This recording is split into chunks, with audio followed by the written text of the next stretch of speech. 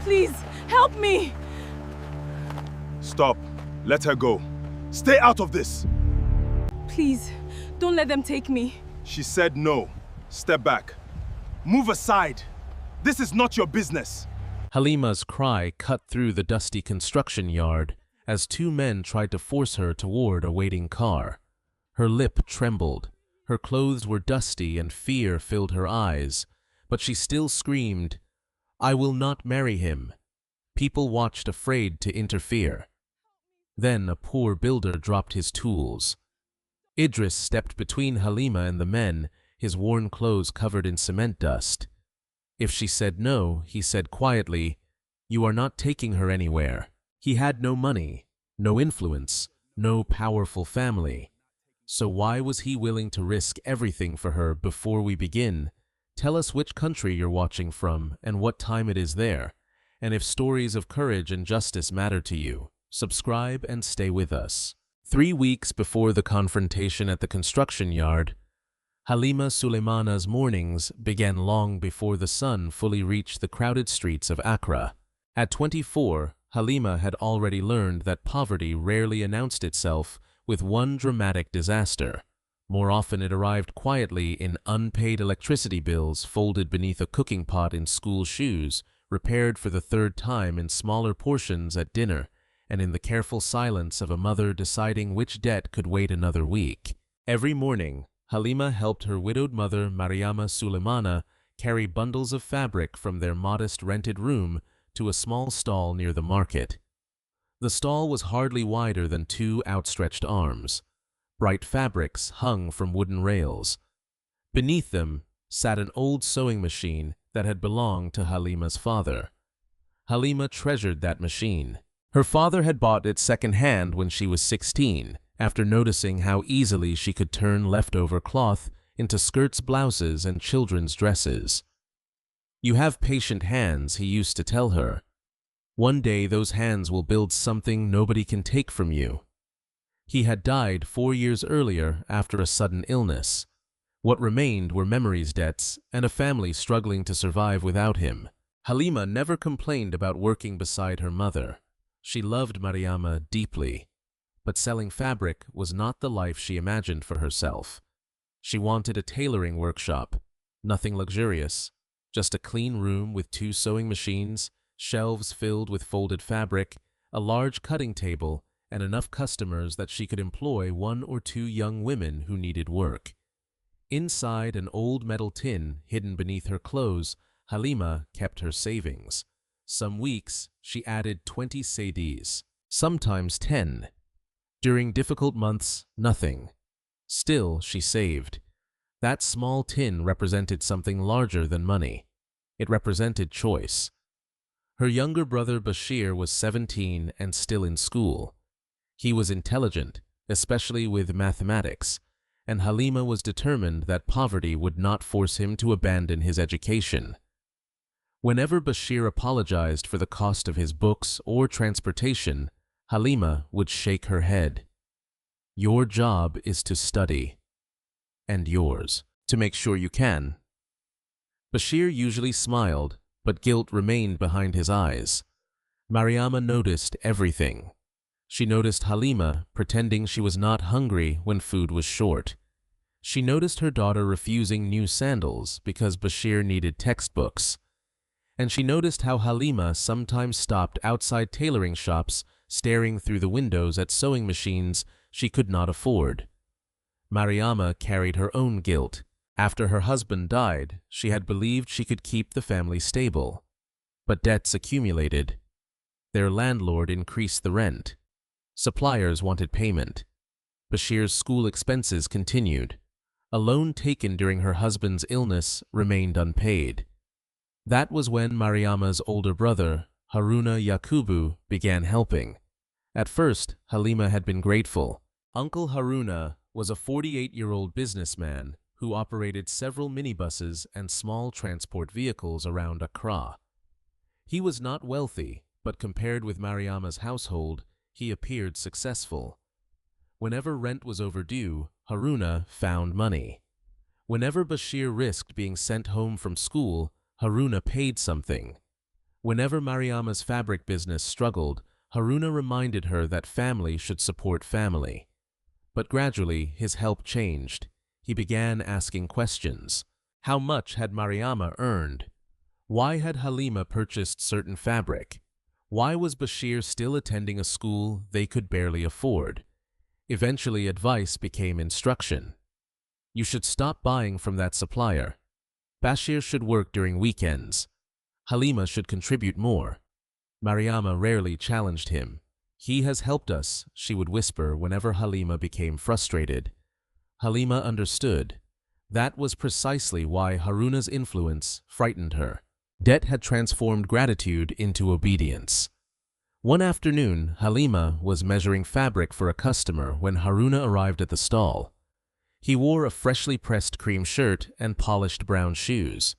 His expression was unusually cheerful. My hard-working niece. Halima smiled politely. Good afternoon, uncle. Haruna looked around the small stall. You are wasting yourself here. Mariama immediately became attentive. What do you mean? A young woman like Halima should not spend her whole life fighting over coins in a market. Halima continued folding fabric. I don't plan to. Haruna laughed. Yes, your famous tailoring shop. It isn't famous yet. Mariama smiled faintly. Haruna did not.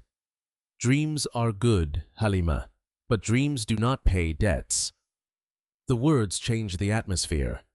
Halima stopped folding. I know. Haruna turned toward Mariama. We need to talk soon. About what? Something good. He glanced at Halima. Something that could change this family. Before either woman could ask more, he walked away. That evening, Mariama counted their earnings twice. They were short again. Their supplier expected payment within 3 days. The landlord had already visited twice. Bashir needed money for school. Mariama placed both hands over her face. Halima watched from across the room. How much Mariama remained silent. Mama. Too much.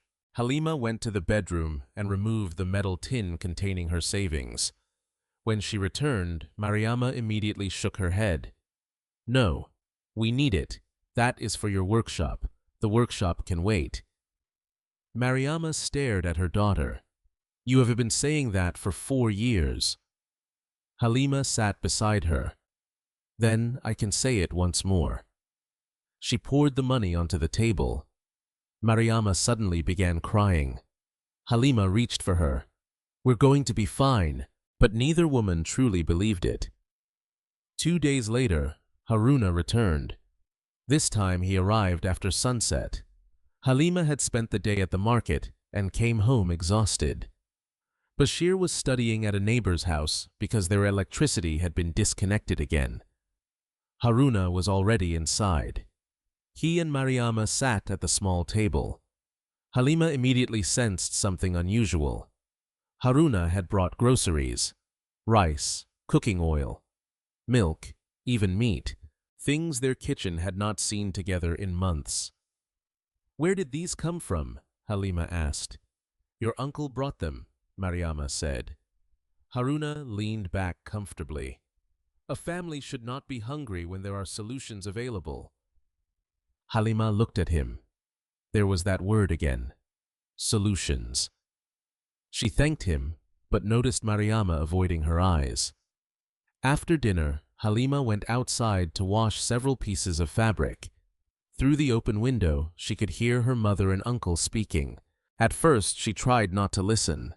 Then she heard her name. Halima stopped. Haruna's voice was low. How long can you continue like this?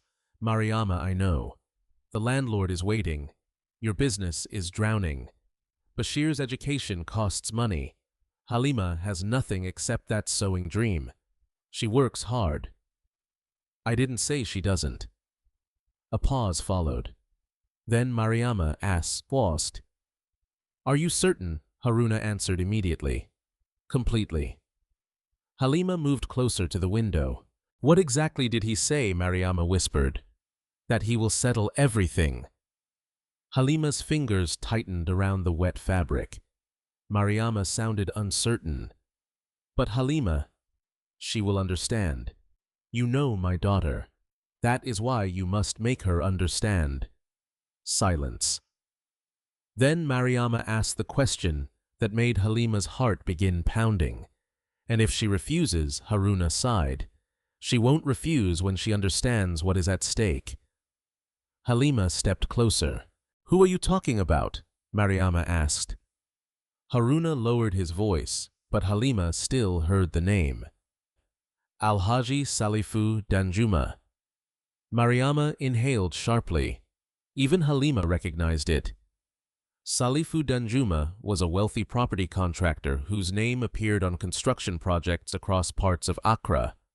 Halima remained frozen outside. Why would a man like him care about our problems? Mariama asked. Haruna gave a quiet laugh. He isn't interested in your problems. Another pause. He is interested in Halima.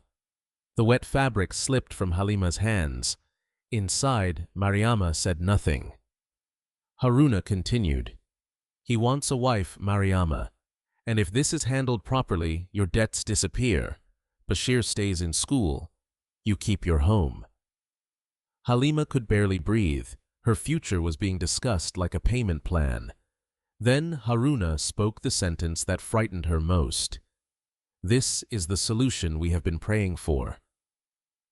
Outside the window, Halima stared into the darkness. For the first time, she understood that the greatest threat to her freedom might not come from a stranger. It might come from the people who believed they had the right to choose what her sacrifice should be. The next morning, Halima said nothing about what she had overheard.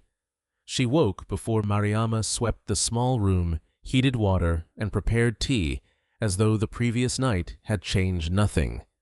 But something had changed.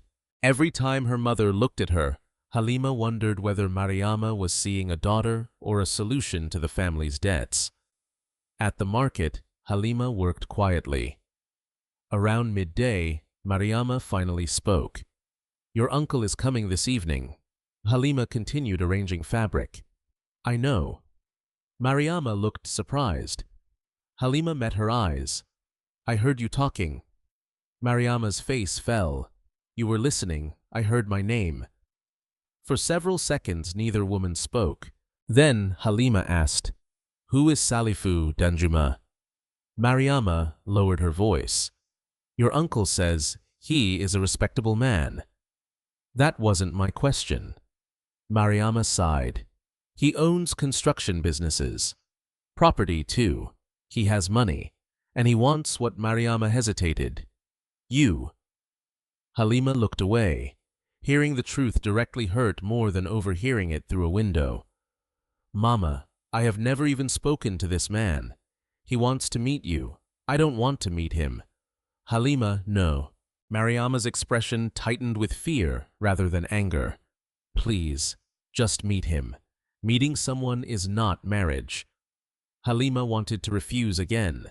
Then she noticed her mother's tired face. Perhaps meeting Salifu would allow her to reject him directly and end the matter. One meeting, Halima said. Mariama nodded quickly. 1. That evening, Haruna arrived in a dark SUV that Halima had never seen before. Salifu Danjuma was sitting inside. He was 52, broad-bodied and carefully dressed in a white embroidered kaftan. A gold watch rested on his wrist. His beard was neatly trimmed, and his expensive perfume entered the room almost before he did. He carried himself with the confidence of someone accustomed to doors opening before he reached them. Halima. He smiled warmly. I have heard many good things about you. Halima offered a polite greeting. Salifu brought groceries, imported drinks, and a box containing expensive fabric. Mariama seemed overwhelmed. Haruna looked delighted. Halima felt increasingly uncomfortable. During dinner, Salifu asked about her tailoring. I want my own workshop, Halima explained. A workshop? Yes. He smiled. How much would something like that cost? Halima frowned. I don't know exactly. Whatever it costs, I can provide it. The room became quiet. Halima placed down her spoon. That isn't necessary. Salifu laughed softly. You are modest. I like that. After dinner, Haruna suggested that Salifu and Halima speak privately outside. Halima immediately resisted. We can talk here. Salifu smiled. Of course. He sat across from her. I prefer direct conversation, Halima. Your uncle explained your family's difficulties. Embarrassment burned through her. Our difficulties are private. They do not have to remain difficulties. Salifu leaned forward. I can settle your mother's debts. Your brother's school fees can be paid through university if he performs well. Your mother can leave this neighborhood. And your tailoring workshop. He smiled. You could have 10 machines instead of 2. Halima stared at him. And what would you want? Salifu appeared amused. Marriage. Mariama lowered her eyes. Haruna watched Halima closely. Halima took a slow breath. Thank you for speaking clearly. She stood. But I am not interested. Haruna's face hardened. Sit down. Halima remained standing. Salifu raised one hand. Let her speak. I respect what you are offering, Halima continued. But I don't know you. I did not ask anyone to find a husband for me. Salifu's smile remained, but warmth disappeared from it. You could get to know me. I could. But I don't want to enter a marriage because my family owes money. Haruna struck the table with his palm. Enough. Mariama flinched. Do you understand who you are speaking to? Haruna demanded. Yes. No, you don't. A man who could transform this family has entered this house, and you are behaving like he insulted you. I didn't insult him. You rejected him. Halima looked directly at her uncle. Those are not the same thing. Salifu stood calmly. Perhaps that calmness frightened Halima more than Haruna's anger. I admire strong women, he said. Then he turned toward Mariama. We will speak again. Before leaving, Salifu stopped beside Halima. You should think carefully. Opportunities rarely knock twice. Halima said nothing. The moment the vehicle disappeared, Haruna exploded. What is wrong with you? Nothing. That man offered everything this family needs, and I'm supposed to be the payment. Mariama whispered, Halima. No, Mama. Somebody needs to say it. Haruna pointed toward the empty kitchen shelves. Look around you. Your mother is drowning, I know. Your brother could lose his education. I know. Then what exactly do you think will save you? I will work. Haruna laughed bitterly. You think sewing dresses will solve this? Maybe not today. You are a child. I am 24. Then behave like an adult and understand sacrifice. Halima's eyes filled with tears, but she refused to lower them. Sacrifice is something a person chooses. If somebody else chooses it for you, it is not sacrifice. Haruna stared at her. Then something changed in his expression. The anger became uneasiness. He sat down. Mariama noticed it too. What she asked. Haruna rubbed his forehead. There is something I haven't told you. Halima felt cold. What have you done? Haruna did not answer immediately. Salifu and I discussed this weeks ago. Mariama frowned. You said he was only interested. He was serious. What does that mean? Haruna looked toward the door. He gave me money. Silence swallowed the room. Halima slowly asked, what money and advance? Mariama stood abruptly. Advance, for what? Haruna's voice dropped. For the marriage arrangements. Halima stared at him in disbelief. You accepted money for me? It wasn't like that. How much? Haruna avoided her eyes. How much? When he finally gave the figure, Mariama covered her mouth. It was more money than their household earned in many months. Give it back, Halima said. Haruna remained silent. Uncle, give him his money back. I can't. Halima's anger suddenly became fear. Why? Haruna swallowed. Because most of it is already gone. Mariama sank into her chair. What did you do? I had problems with the transport business. 2 vehicles needed repairs. There were debts. Halima could barely understand what she was hearing. You spent money he gave you because he expected to marry me. I thought you would agree. You never asked me. Haruna stood. We can still fix this. No, you can fix it. Return his money. I told you I cannot. Then tell him the truth. Haruna looked at her for a long moment. You still don't understand. His voice was quieter now. Salifu is not a man you embarrass after accepting his money. Halima felt the room become strangely small. For the first time she realized this was no longer merely an unwanted proposal. Her uncle had made a bargain. He had taken the payment. And somewhere in that bargain, without her knowledge or permission, Halima herself had become the debt. For the next 4 days, the Sulemana household became a place where everyone spoke softly and nobody felt safe. Haruna visited every evening. Sometimes he came angry. Sometimes he came pleading. Sometimes he arrived with calculations written on paper, trying to explain why returning Salifu's money immediately was impossible. Halima's answer never changed. I will not marry him. Haruna seemed unable to understand how one sentence could remain standing against so many problems. On the 5th evening, 2 female relatives arrived. Aunt Ruqayya and Aunt Fadila were women Halima had known since childhood. They had carried her when she was a baby and brought food after her father died. Now they sat across from her like judges. Marriage is not always about love in the beginning, Ruqayya said. I didn't say it was. Salifu is respected. He has money. He can protect you. Halima looked at her. Protect me from what poverty? Fadila sighed. Young women today think freedom means doing whatever they want. I am asking only to choose whom I marry. You are thinking about yourself. That accusation hurt. Halima looked toward Mariama, hoping her mother would defend her. Mariama remained silent. Ruqayya continued. Your mother could lose this house. Bashir may leave school. Haruna has debts because he tried to help this family. Halima almost laughed at the cruelty of the argument. So, Uncle Haruna spends money given for a marriage I never accepted, and now that becomes my responsibility.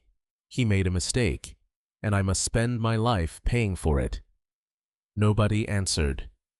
That night, Halima lay awake beside the wall. From the next room she heard Mariama crying. She wanted to go to her. She did not.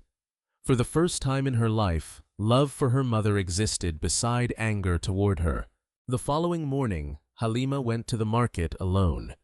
She worked until afternoon measuring cloth and negotiating with customers, trying to pretend her life remained ordinary. Around 1 o'clock, she walked to a nearby food stall. That was where she first truly noticed Idris Mahama. She had seen him before. Construction workers from a nearby building site often came there for lunch. Idris was usually among them, recognizable by his faded gray work shirt, heavy boots, and trousers permanently marked with cement dust. He never seemed to have much money. That afternoon, he counted coins before ordering the cheapest plate available. When an older laborer discovered he was short of money, Idris quietly paid the difference. You will make yourself poor feeding everybody, the vendor joked. Idris smiled. I was already poor before lunch. The workers laughed. Even Halima smiled. Idris noticed. Finally, he said. Halima frowned. Finally, what I have seen you buying food here 3 times this week. Today is the first time you smiled. Halima became guarded. You have been watching me. No. He lifted both hands. That sounded worse than I intended. She almost smiled again. My name is Idris. Halima. I know. Her eyebrows rose. The fabric seller calls you by name every morning. That explanation saved you. Idris laughed. There was something easy about him. He asked no personal questions. When Halima collected her food, they went separate ways. It should have been insignificant.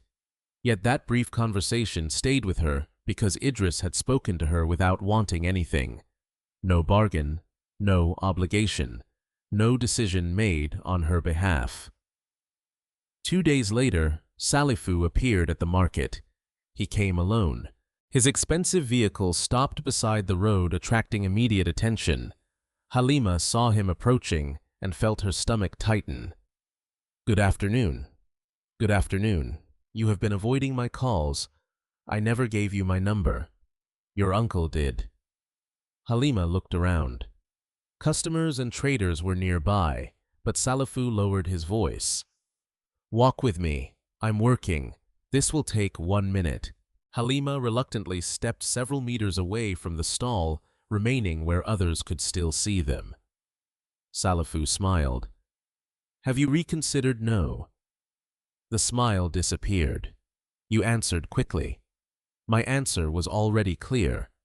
Salifu studied her. You believe I am trying to buy you. Are you? I am offering stability in exchange for marriage. That is what husbands provide. Then provide it for a woman who wants to marry you. For a moment, Salifu said nothing. Then he stepped slightly closer. Your family has accepted my generosity. My uncle accepted your money without my permission. Your mother benefited. She did not know where it came from. Does that change the debt? Halima's heartbeat quickened. Speak to Haruna about your money. I have. Then why are you here? His expression hardened. Because you are the reason the arrangement exists. I never made an arrangement. Your family did. My family cannot promise me to anyone. Salifu looked toward the crowded market. You are young, Halima. You think saying no ends everything. It should. Life is not that simple. He lowered his voice further. Your uncle cannot repay me. Your mother cannot repay me. You certainly cannot repay me. Halima stared at him. So, what are you saying? I am saying you should think carefully before turning a manageable situation into something painful for everyone. A chill passed through her. Is that a threat? Salifu immediately smiled.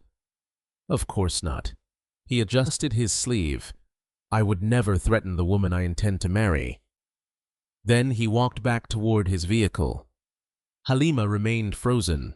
Across the road, Idris was carrying wooden boards toward the construction site. He had not heard the conversation, but he had seen Halima's face. He put the boards down. Are you all right? Yes. The answer came too quickly.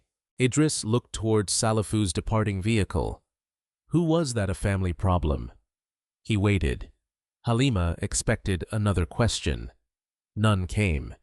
Instead, Idris picked up the boards. If you ever need someone to stand nearby while you deal with your family problem, I work across the road. Halima looked at him. You don't even know what it is?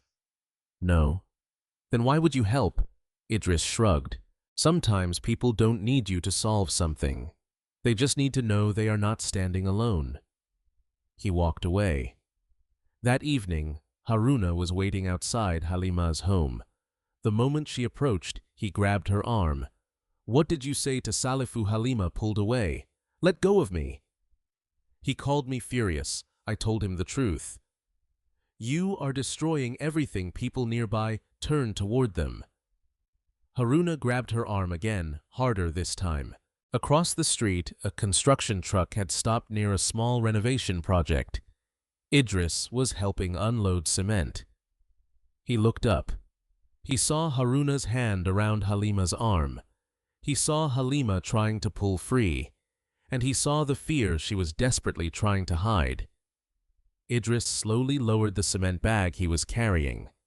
Until that moment, He had believed Halima was dealing with a difficult family disagreement. Now he understood something darker. Whatever was happening around Halima was no longer simply pressure. Someone was beginning to believe that her refusal did not matter. Idris did not rush across the street. He watched first, not because he was afraid, but because he understood that stepping into another family's conflict could easily make things worse for the person he intended to help. Halima pulled her arm free. "Do not touch me again." Haruna looked around and noticed several people watching. His anger immediately softened into embarrassment. "I am your uncle. That does not give you the right to hold me like that. Go inside." "No." Haruna stared at her. Then he lowered his voice. "We will discuss this later." He walked away. Only after Haruna disappeared did Idris approach. Halima saw him coming and immediately looked away. "You saw that?" "Yes, I'm fine." Idris stopped several steps from her. "I didn't ask." Halima looked back at him. Something about his answer weakened the wall she had been trying to hold up. "Everyone keeps asking whether I'm fine," she whispered, "but they only want me to say yes so they can stop worrying." Idris nodded.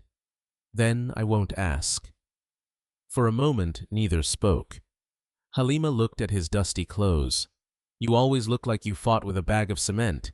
I usually lose." She laughed despite herself. That was enough for Idris.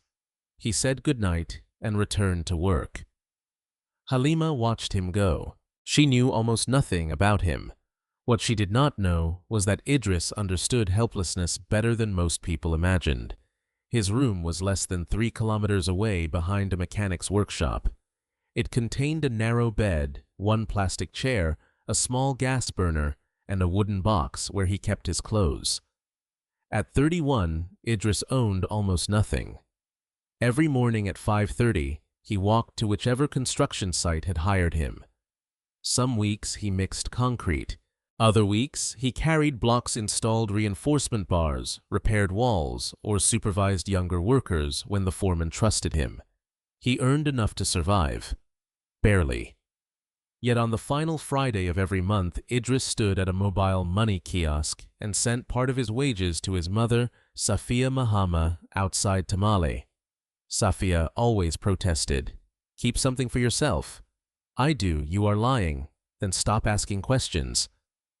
She would laugh. Idris lived for that laugh. His father, Abdul, had once been a skilled mason. From childhood, Idris followed him to building sites and watched empty land become homes. Abdul had wanted his son to go further. "You should not carry blocks forever," he had said. "Learn why buildings stand." Idris had listened. Years later, he had studied civil engineering and dreamed of becoming professionally certified. Then, Abdul became seriously ill. Hospital bills consumed the family savings. Idris left his professional path unfinished and returned to manual construction work. His father eventually died. The debts remained. Idris rarely spoke about it. People at the construction site knew only that the poor builder sometimes corrected measurements before supervisors noticed errors and could read technical drawings better than men earning 3 times his wage. To Idris, none of that mattered anymore. His responsibility was survival. Several days after the confrontation with Haruna, Halima found Idris sitting beneath an unfinished concrete staircase during lunch. "You eat here, it has shade. It also has dust. Dust is free." Halima handed him a small wrapped portion of fried plantain. Idris stared at it. "What is this food?" "I recognize food." "Then why are you asking?" He smiled. "You don't owe me anything." "I know." Those 3 words mattered to Halima. She sat on an overturned bucket. For several minutes they ate quietly. Then she said, "The man you saw with me was my uncle." Idris nodded. "He wants me to marry someone." Idris waited. Halima continued. "A wealthy contractor, Salifu Danjuma. Idris's expression changed slightly. You know him, by reputation. Some projects around Accra. My uncle accepted money from him. For what? Halima stared at the ground. For me. Idris stopped eating. He accepted an advance for marriage arrangements without asking me. And you refused immediately. Then there is no marriage. Halima gave a bitter smile. You make it sound simple. It is simple. My family may lose our home. That is complicated. My brother may leave school. Also complicated. My uncle cannot repay the money. Very complicated. Halima looked at him. Idris leaned forward. But whether you want to marry someone is not complicated. Tears unexpectedly filled her eyes. She turned away. I wish my mother could say that. Idris said nothing. Halima wiped her face quickly. She is not cruel. She is afraid. Fear makes good people accept bad things. Do you think I'm selfish? No. You didn't even think about it. I didn't need to. Halima looked at him. Idris spoke carefully. If you married that man because you wanted him, that would be your choice. If you marry him because everyone makes you responsible for their survival, what choice is left?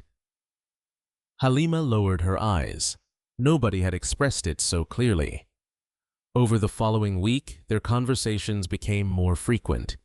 Nothing dramatic happened between them. Idris never flirted aggressively. Halima never treated him as a rescuer.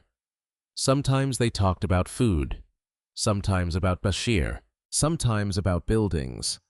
When Halima discovered Idris understood engineering, she was surprised. You studied all this for a while. Why are you carrying cement? Cement does not care about unfinished qualifications. She sensed pain behind the joke and did not push. That respect strengthened their friendship. Meanwhile, pressure at home worsened. Haruna began visiting Mariama without Halima present. Relatives called. Salifu sent messages. Halima blocked his number. Then one afternoon, while closing the fabric stall, Halima saw Haruna approaching. His face was tense.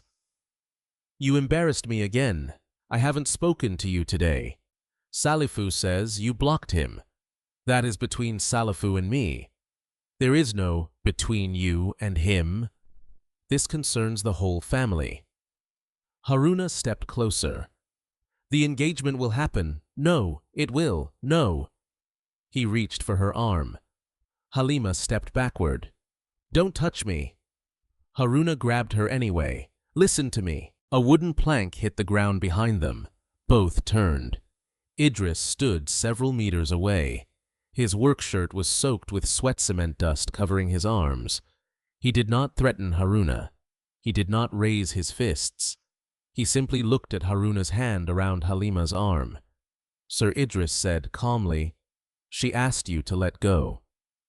Haruna released her. And who are you? Nobody important. Then stay out of family matters. Idris glanced at Halima. Halima's hands were trembling. He looked back at Haruna. If it is a family matter, handle it like family. Haruna stared at him with open contempt. You are a laborer. Yes. You think because you carry blocks across the street, you can interfere with me. No, Idris's voice remained quiet. I think when someone says, let go, you let go. For several seconds, nobody moved. Then Haruna pointed at Halima. You are bringing shame into this family. He walked away. Halima stood silently. Idris picked up the plank. He wanted to tell her everything would be all right, but he knew promises were cheap. Instead, he said, You should start keeping records, messages, calls, anything they send you. Halima looked at him. Because people who ignore your note today may deny hearing it tomorrow. Halima felt a chill. Neither of them knew how soon those words would matter. The first sign that something had been decided without Halima came on a Tuesday morning. A delivery van stopped outside the Sulemana home before 8 o'clock. Two men unloaded baskets of rice, cooking oil, soft drinks, expensive fabric, and several decorated boxes. Neighbors began gathering almost immediately. Mariama stepped outside, confused. What is all this? One delivery man checked his phone. From Alhaji Salifu Danjuma. Halima came through the doorway behind her mother. Her stomach tightened. What are the boxes for? The man smiled. Engagement gifts. Halima froze. Mariama turned toward her. Neither woman spoke until Haruna arrived 20 minutes later, wearing a satisfied smile. Now, everyone can stop worrying. Halima stood beside the unopened gifts. What have you done? Haruna's smile faded. The families will meet on Saturday. For what? You know for what? I told you no. You have had enough time to think, and my answer is still no. Several neighbors were watching. Haruna lowered his voice. Do not create a scene. I didn't create this. Mariama touched Halima's shoulder. Please come inside. Halima stepped away. No, Mama. If Uncle Haruna can announce my engagement publicly, then I can answer publicly. She turned toward the delivery men. Please take everything back. They looked uncomfortable. Haruna stepped forward. Leave those boxes where they are. I am not accepting them. They are not only for you. That is exactly the problem. Haruna's face darkened. One neighbor whispered to another. Within hours, news traveled through the area that Halima Sulemana was marrying Salifu Danjuma. At the market, women congratulated her. Some admired her supposed fortune, a rich husband. You will leave this dusty place. Remember us when you become madam. Each congratulation felt like another wall closing around her. Halima corrected everyone. There is no engagement. Some believed her. Others smiled knowingly, assuming she was simply being modest. By afternoon, Halima could no longer tolerate it. She closed the stall early and walked toward the construction district. Idris was carrying metal rods with another worker when he noticed her. He finished his task before approaching. What happened? My engagement was announced today. Idris stared at her. You agreed no. His expression hardened. They announced it anyway. Halima nodded. Gifts came this morning. Everyone thinks I'm marrying him. Did you keep records? I photographed everything. Good. Halima looked exhausted. Why does that matter?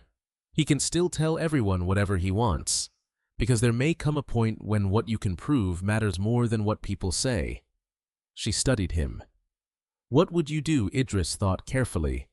I would find someone who understands the law. My uncle will say I am attacking my family. Seeking help is not an attack. My mother will be terrified. You can love your mother and still protect yourself. Halima looked away. That was becoming the hardest lesson of her life. The following day, Idris returned from lunch with a small piece of paper. A woman at the construction office gave me this. Halima read the information. It belonged to a women's legal aid organization in Accra. They deal with family coercion threats, things like that. Halima folded the paper. If Haruna finds out, you don't have to call. Idris began walking away. Halima stopped him. Thank you. He nodded. No pressure. That evening, Mariama finally confronted her daughter. Why did you send the gifts back? Because accepting them would make people think I accepted the marriage. Mariama sat heavily on the bed. Salifu called Haruna. I expected that. He is angry. I expected that too. Mariama looked at her daughter. Halima, I am afraid. The honesty softened something inside her. Halima sat beside her. So am I. What will happen to us, I don't know. The rent is overdue.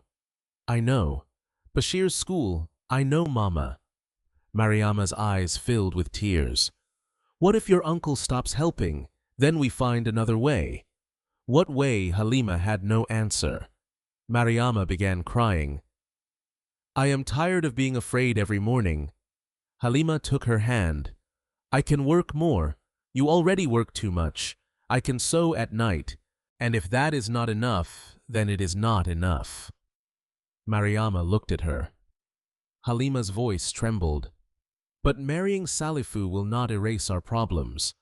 It will only move all of them into my life. Mariama lowered her head. For one brief moment, Halima thought her mother understood. Then Mariama whispered, Maybe you could learn to love him.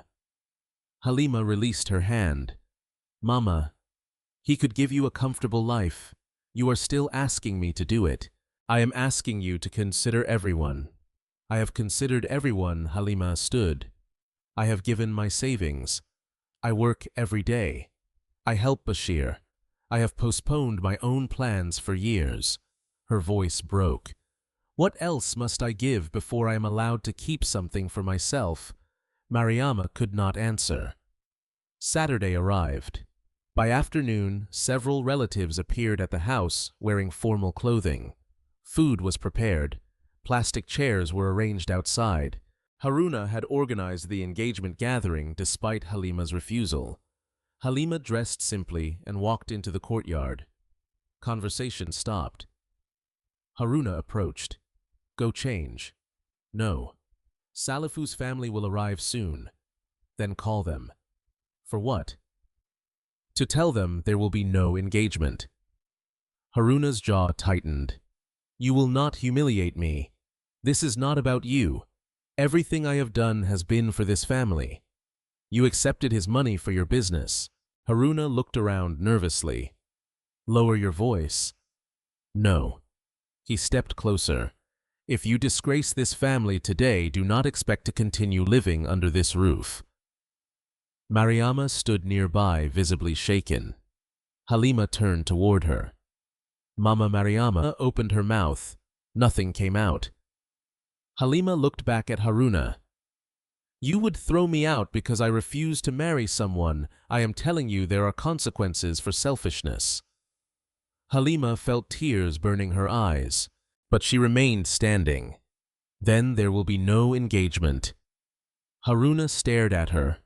Minutes later, a vehicle appeared at the end of the road. Salifu's relatives were arriving. Haruna leaned toward Halima. This is your last chance. Halima reached into her bag and touched the folded legal aid information Idris had given her. For the first time, she understood that surviving this would require more than courage. She would need protection, because the people around her were no longer trying to persuade her. They were preparing to punish her for refusing. Halima did not stay to watch Salifu's relatives enter the courtyard. She walked through the gate with only her handbag and the clothes she was wearing. Behind her, Haruna called her name. She kept walking. Mariama did not follow. That hurt more than anything Haruna had said. Halima walked until the voices behind her disappeared beneath the sounds of traffic. Only then did she stop beside a closed kiosk and allow herself to cry. Her phone rang. Mariama.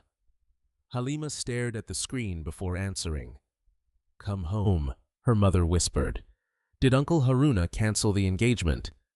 Silence, Mama, just come back. We will talk. There is nothing left to discuss. Halima, please. Tell them I said no. Mariama began crying. Where will you go? Halima had no answer. She ended the call gently. For hours she wandered through familiar streets that suddenly felt different because she no longer had a home waiting at the end of them. Eventually she returned to the market. Most stalls were closing. Auntie Zainab, a 60-year-old trader who sold spices 2 rows away from Mariama's stall, noticed Halima sitting alone on a wooden bench. Why are you still here? Halima tried to smile. I needed somewhere quiet. Zainab looked at the small handbag beside her. That is not the face of someone looking for quiet. Halima's composure broke. Within minutes, Zainab knew everything. The money, the engagement, Haruna's threat, Mariama's silence. Zainab listened without interruption. Then she stood. Come, where my house? I don't want to cause trouble. Good, because I did not ask whether you wanted to. Zainab lived in a modest two-room apartment behind the market with her adult niece. There was barely enough space, but she spread a thin mattress on the floor. You can stay until you decide what comes next. Halima swallowed. I can pay something. When you can. That night, Halima lay awake staring at the ceiling. Freedom did not feel triumphant. It felt frightening. She had defended her right to choose, yet she now owned almost nothing except a handbag, a phone, and the clothes she wore. The next morning, Bashir found her. He appeared outside Zainab's stall before school. Why didn't you tell me? Halima hugged him. I didn't want you involved. I live in that house too. How is Mama crying? Halima looked away. Bashir lowered his voice. Uncle Haruna says you embarrassed everyone. And what do you think I think he is wrong? Halima looked at her brother. Bashir's eyes filled with tears. I don't want you marrying anyone because of my school fees. You are not responsible. Neither are you. Those words nearly broke her. She squeezed his hand. Go to school. I can stop for a while. I can work. No. Halima. No. Whatever happens, you keep studying. After Bashir left, Halima went to her mother's home while Haruna was away. Her belongings were outside. 2 bags, her old sewing supplies, the metal savings tin now nearly empty. Mariama stood inside the doorway. Halima picked up the bags. Did you put these here? Mariama shook her head. Haruna. And you let him. I tried to stop him. But they are still outside. Mariama began crying. Please understand. Your uncle says if we keep supporting you, Salifu may demand all the money immediately. So you chose them. No, Mariama stepped forward. I am trying to keep this family from collapsing. Halima looked at her mother for a long time. I am part of this family. Mariama covered her mouth. Halima picked up her belongings and walked away. Idris learned what happened later that afternoon. He found Halima carrying 1 bag towards Zainab's apartment. Without asking questions, he took the heavier one. I can carry it, I know. Then give it back. No. Despite everything, Halima almost smiled. At Zainab's apartment, Idris repaired the loose handle on Halima's old sewing machine and refused payment. When Zainab offered him food, he accepted immediately. I refuse money, he explained, not rice. Zainab laughed. Halima watched him. There was no pity in his behavior. That mattered. He treated her like someone experiencing hardship, not someone defined by it. Before leaving, Idris asked quietly, Did you call the legal aid number? Not yet. Why? I keep thinking maybe my family will calm down. Maybe. He did not argue. But keep the number. 3 days passed. Halima helped Zainab at the market and accepted small sewing repairs. For the first time since the engagement announcement, she began believing she might survive independently. Then a man in a blue shirt arrived at Zainab's stall. He introduced himself as a representative of the property owner. You are behind on rent. Zainab frowned. I paid last month. Your agreement is being reviewed. Reviewed for what? The man glanced toward Halima. There have been complaints about my spices, about unauthorized activity. Halima understood immediately. What complaints? The man avoided her eyes. You have 7 days to resolve the issue. After he left, Zainab cursed under her breath. Halima felt sick. This is because of me. You don't know that. But that evening, they received confirmation. Zainab's landlord called personally. His voice was apologetic. A company connected to Salifu was negotiating to renovate several market properties. He had been advised that continuing Zainab's tenancy could complicate the arrangement. Nobody directly mentioned Halima. Nobody needed to. "I'll leave," Halima said. Zainab slammed her palm against the table. "You will do no such thing. You could lose your stall. And if I send you away because some wealthy man threatens me, what kind of woman am I? A woman protecting her livelihood." Zainab looked at her fiercely. "My livelihood means nothing if fear decides who I am allowed to help." Later, Halima sat outside alone. Idris arrived after work and immediately noticed something was wrong. She told him. For the first time since meeting him, Halima saw genuine anger on his face. But Idris did not promise revenge. He did not pretend he could defeat Salifu. Instead, he sat beside her. "He wants you isolated." Halima nodded. "If everyone who helps me gets punished, eventually nobody will." Idris looked toward the darkening street. "Then tomorrow you call legal aid."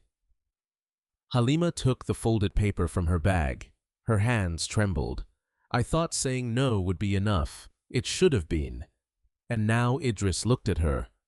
"Now you make sure your no has witnesses." The following morning, Halima stood outside Zainab's stall and dialed the number. She did not know it yet, but that small decision changed the struggle.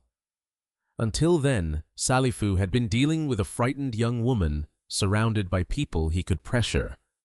Now, Halima was beginning to build something he had not expected. A record, witnesses, and eventually a voice powerful enough to reach beyond her family. The woman who answered the legal aid phone did not sound shocked. That frightened Halima. She had expected disbelief questions, perhaps even judgment. Instead, the woman listened calmly as Halima explained the unwanted marriage, the money Haruna had accepted the engagement, announced without her consent, and the pressure placed on Auntie Zainab. When Halima finished, the woman introduced herself as Amina Garba. "Have you clearly told Salifu you do not consent to the marriage many times? Do you have messages or recordings? I have messages. Photographs of the gifts, too. Keep everything." Amina arranged an appointment for the following week and warned Halima not to meet Salifu alone. For the first time, Halima felt that someone outside her family understood the seriousness of what was happening, but understanding did not solve her immediate problem. She still needed money. Zainab's apartment could not become permanent, and Halima refused to survive indefinitely through another woman's generosity. So, she began sewing.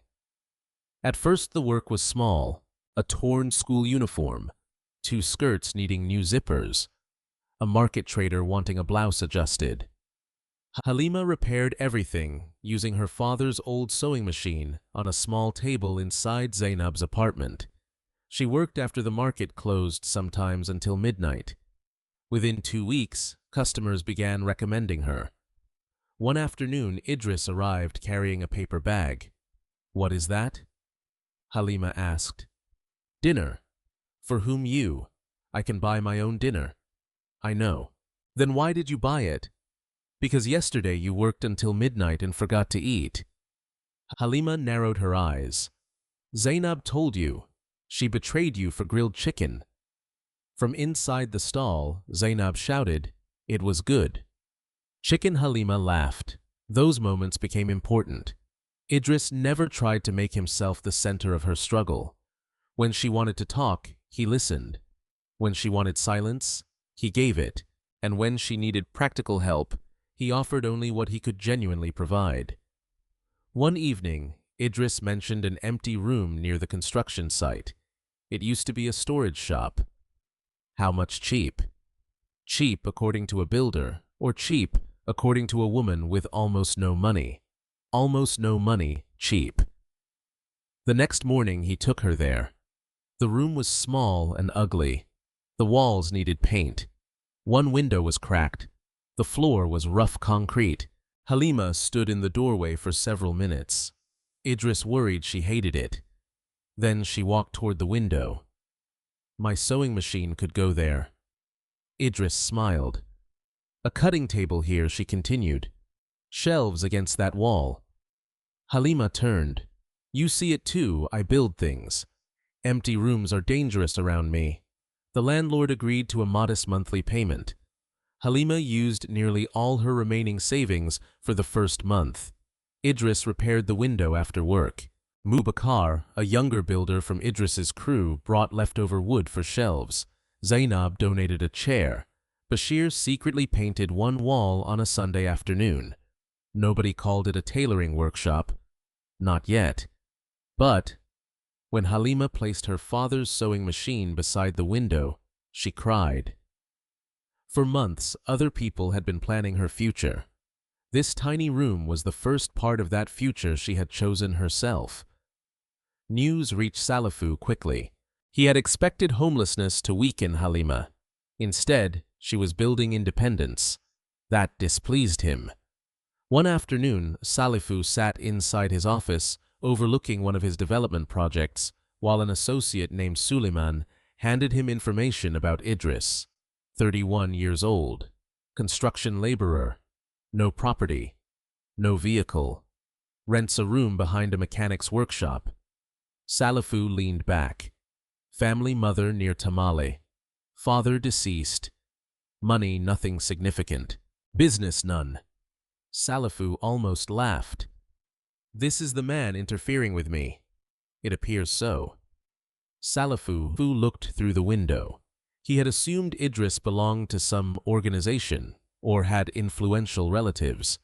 Instead, the man appeared to be exactly what he looked like. Poor. Disposable. Who employs him? Suleiman named the subcontractor. Salifu immediately recognized the company. He had influence over one of its upcoming projects. Make a call. The consequences arrived 3 days later. Idris reported to work shortly after sunrise. The foreman, Mr. Teta, avoided his eyes. Idris, you should go home. Why we are reducing workers? Idris looked around. More than 30 laborers were already working. Today, yes. When should I return? Teta hesitated. Don't. Idris understood. Did I do something wrong? No. Then tell me why. Teta lowered his voice. I cannot. Idris stared at him. You have never had a problem with my work. I know. Last week you asked me to supervise the foundation measurements. I know. Then what changed? Tete glanced toward the site office. Some decisions come from above. Idris felt something cold settle in his stomach. Salifu Danjuma Tete said nothing. That silence was enough. Idris collected his gloves and small tool bag. Musa followed him. This is wrong. Go back to work. I can speak to the others. And get everyone fired. Musa hesitated. Idris put a hand on his shoulder. You have a daughter. Keep your job. He walked away. By midday, Halima heard. She found Idris sitting outside his rented room, repairing an old spirit level. You lost your job because of me. Idris did not look up. I lost one job. Because of me. Because of Salifu. If you had never met me, he would still be the kind of man who believes he can remove people when they inconvenience him. Halima sat beside him. I should stay away from you. Idris finally looked at her. Is that what you want? No. Then don't let him make that decision too. Halima became silent. Idris's savings would not last long. They both knew it. He had rent, food. His mother depended on him. For the first time, Halima saw the cost of his kindness becoming real. I cannot ask you to keep helping me. You never asked. That makes it worse. Idris smiled faintly. No, Halima. It makes it my choice. The word struck her. Choice. The very thing everyone else had been trying to take from her. That evening, Salifu received confirmation that Idris had been dismissed. He expected the poor builder to disappear. Instead, the next morning, Idris was helping Halima repair the wooden door of her tiny sewing room. Salifu's first attempt had failed, so he decided the next one would not be a threat. It would be an offer, and he intended to discover exactly how much money it would take to make a poor man abandon Halima. 2 days after Idris lost his job, a black SUV stopped outside his rented room. Idris was sitting near the doorway, cleaning dried cement from his boots. A well-dressed man stepped out. Suleiman Bello Idris asked. The man seemed surprised. "You know me, that I have seen you around Salifu's projects." Suleiman smiled slightly. "Then you know who sent me." Idris continued cleaning his boots. "What does he want to speak with you? About Halima Sulemana?" Idris stopped. 20 minutes later, he entered a quiet restaurant he could never have afforded. Salifu sat at a corner table. "Sit." Idris remained standing. "I prefer this." Salifu studied his worn shirt and old boots. "You construction men enjoy making simple things difficult." "Sometimes." Salifu pointed toward the chair again. This time, Idris sat. "I hear you lost your job." "So I noticed." "That must be difficult. I will find another." Salifu smiled. "Perhaps you will." A thick envelope rested beside his hand.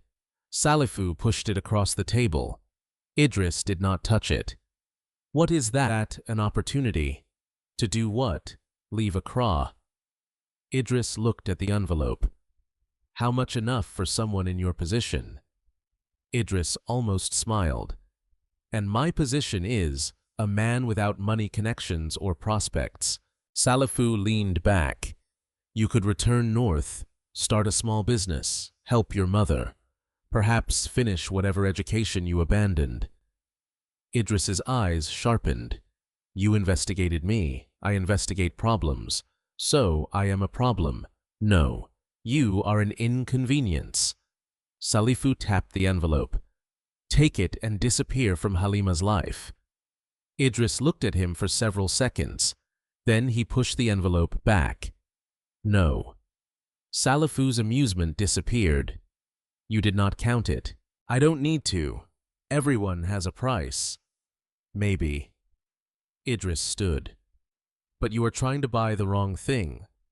Salifu frowned. Idris continued. "Halima does not belong to me. I never said she did.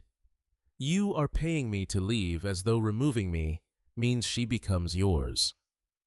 Salifu's jaw tightened. "She is supposed to be my wife. Does she want that?" "That is a family matter." "No, that is Halima's matter." Salifu stood. "Be careful." Idris met his eyes. "If she chooses you tomorrow, I will walk away." Salifu seemed surprised. "But if she does not choose you, neither her uncle nor your money can choose for her." Idris left the restaurant. By evening, Salifu had begun his response. The first rumors appeared around the market.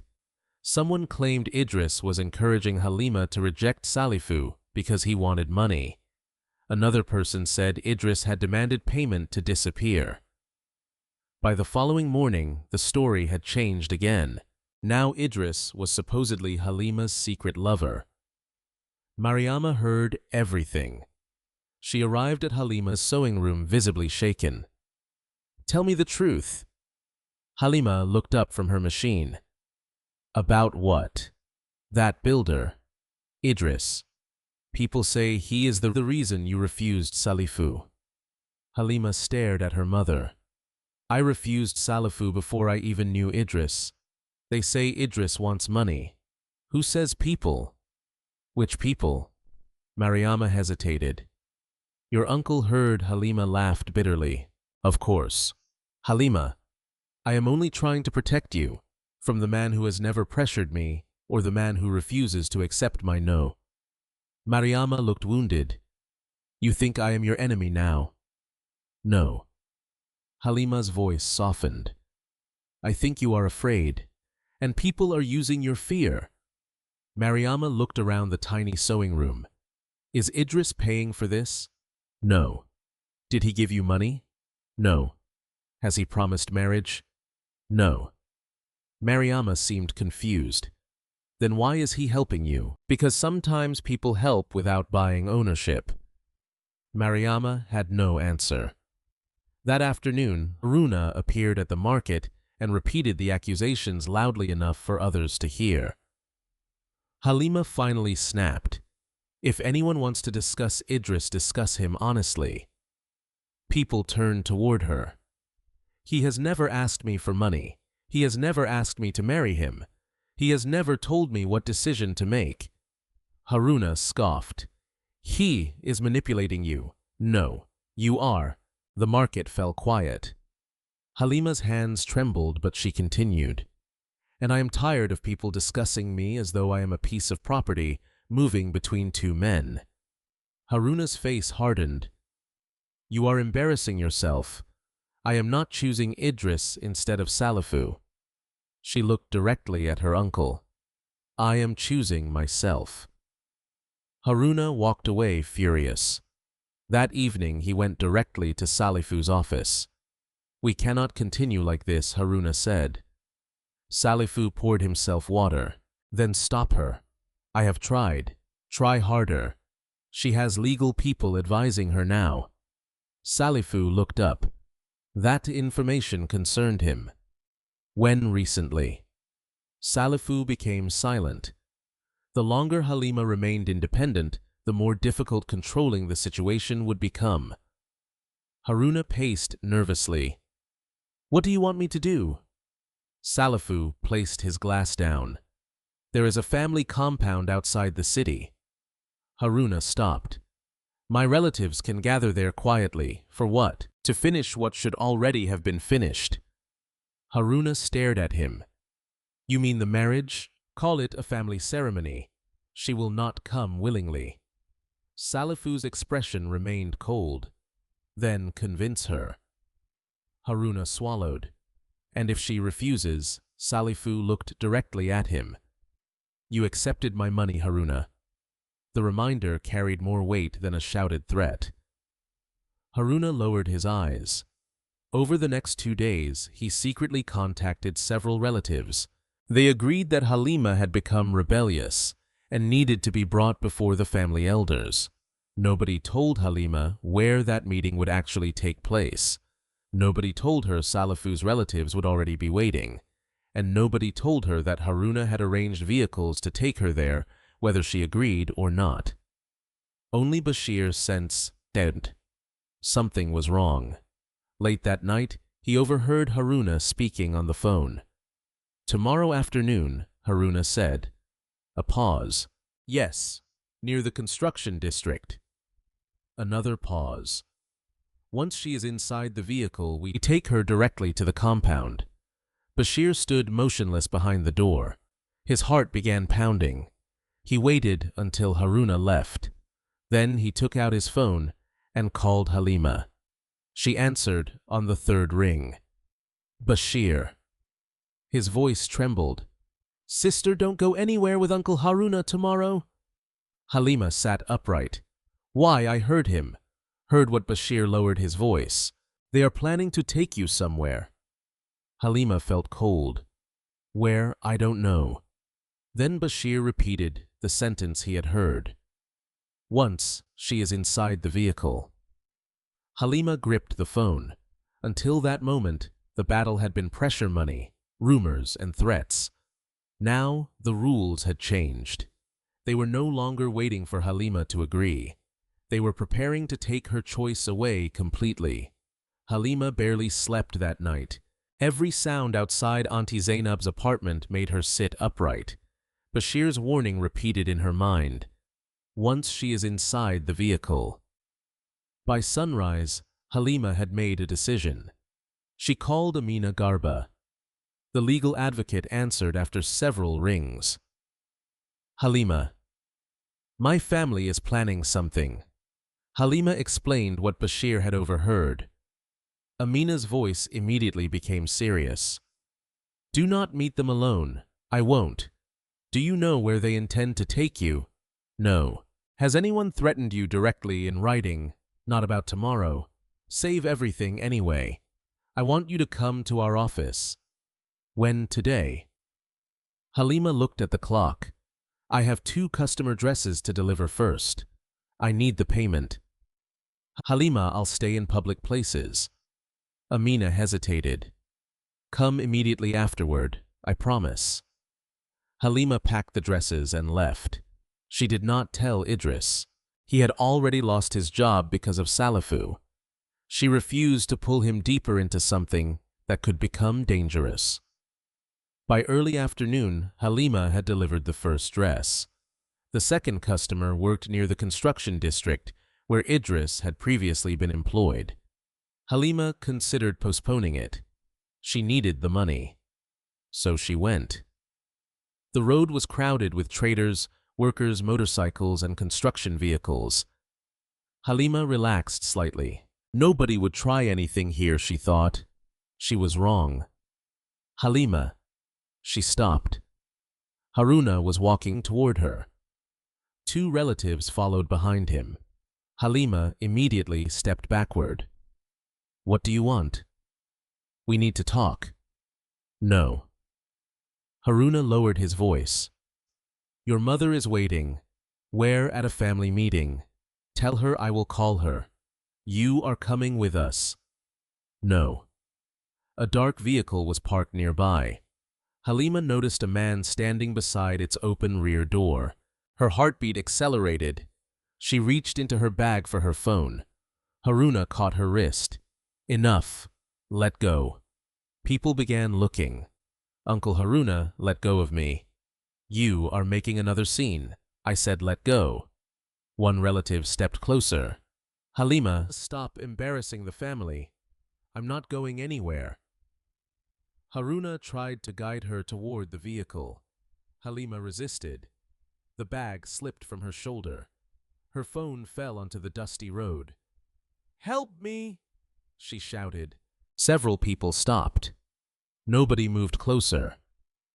Haruna immediately addressed them. This is a family matter. An older trader frowned. She said she doesn't want to go. She is my niece. That doesn't mean one of Salifu's associates stepped between them. Please stay out of private matters. The trader retreated. Halima's fear grew. Where are you taking me to meet the elders? I refuse. You have refused enough. Haruna pulled her forward. Halima stumbled and fell to one knee. Pain shot through her leg. She tried to stand. Stop! A relative grabbed her other arm. Halima struggled. Leave me alone. Across the road, Musa Abu Bakar heard the shouting. He was working on a smaller renovation project where Idris had found temporary daily work after losing his previous position. Musa climbed down from the scaffolding. Idris was measuring timber. What Musa pointed? Isn't that Halima? Idris looked across the road. Everything inside him stopped. Halima was surrounded by several people. Haruna had one arm. Another man had the other. The dark vehicle waited nearby. Idris dropped the measuring tape. He crossed the road. Let her go. Haruna turned. His expression changed immediately. You again. Halima looked toward Idris. For 1 second, relief crossed her face. Then fear returned. Idris, don't. He stopped several steps away. Haruna pointed at him. Walk away. Idris looked at Halima. Do you want to go with them? No. The answer was immediate. Idris turned toward Haruna. You heard her. This is family business. She said no. She is coming with us. Idris moved between Halima and the vehicle. He did not raise his fists. He did not touch Haruna. He simply stood there. Haruna laughed angrily. You think because you are sleeping with her, you can interfere? Halima's face burned with humiliation. Idris remained calm. This is not about me. Then leave. No. Haruna stepped closer. You have no idea who you are challenging. I'm not challenging anyone. Idris pointed toward Halima. I'm listening to her. One of the men shoved Idris's shoulder. He staggered backward, but did not retaliate. "Move." "No." The man shoved him again. Halima screamed, "Stop." More workers gathered. Some raised their phones. Musa began recording. Haruna noticed. "Put those phones away," nobody obeyed. Halima stood behind Idris, breathing hard. Her sleeve was torn near the shoulder from the struggle and dust covered one side of her clothes. Idris looked at the gathering crowd. "Someone call the police." Haruna's expression shifted. "You want police?" "Yes." "Good." He pulled out his phone. "You will learn what happens when a street laborer attacks respectable people. I haven't attacked anyone. You interfered with a family ceremony." Halima stepped forward. "There is no ceremony." Everyone looked at her. "I never agreed to marry Salifu Danjuma." Haruna's face tightened. "Be quiet." "No," her voice cracked. "You accepted money. You made promises. You arranged everything. I did not." A murmur passed through the crowd. Then another black vehicle arrived. Salifu stepped out. The crowd became quieter. He walked toward them, slowly, his expression controlled. "What is happening?"